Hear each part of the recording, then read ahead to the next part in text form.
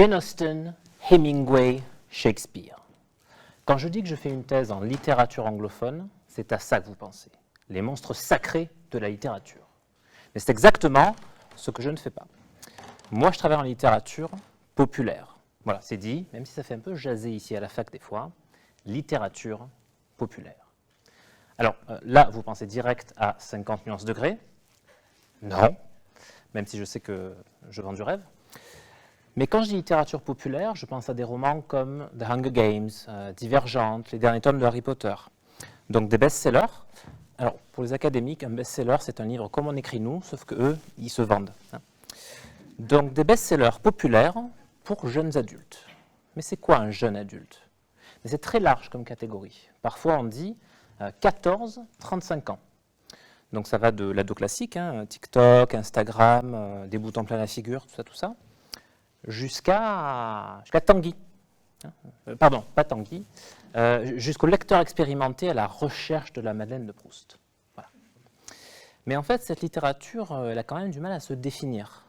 Comme les gens qui la lisent, ma génération, qui ne sait plus trop où elle en est, elle se cherche un petit peu.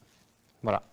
Donc, je fais de la recherche sur une littérature qui se cherche. Mais concrètement, qu'est-ce que je fais avec ces romans-là?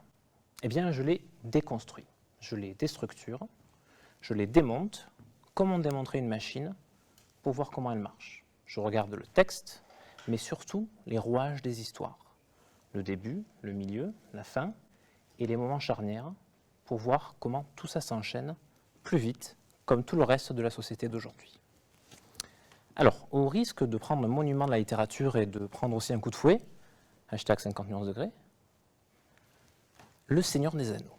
Le Seigneur des Anneaux, qui commence par exposer la vie des hobbits pendant 18 pages, c'est mort ça. C'est fini les hobbits, on n'a plus le temps. Il faut qu'on s'attache aux personnages dès les premières pages, que l'histoire s'enclenche dès le début. Il faut que tout aille plus vite. Car dites-vous bien que si cette littérature jeune adulte, elle arrive à exister aujourd'hui, c'est qu'elle survit face aux réseaux sociaux et Netflix, parce qu'elle donne un accès immédiat à l'histoire. Et pour montrer comment elle fait ça, eh bien, j'étudie le texte, le rythme, les mots, les phrases, le temps. J'analyse le style, mais surtout les rouages, les mécanismes de ces histoires, pour montrer leur valeur en tant que texte, mais surtout en tant qu'histoire. Car ce sont ces histoires qui, en s'adaptant au rythme de vie des jeunes d'aujourd'hui, font que de temps en temps, eh bien, ces jeunes, ils posent leur téléphone et ouvrent un livre.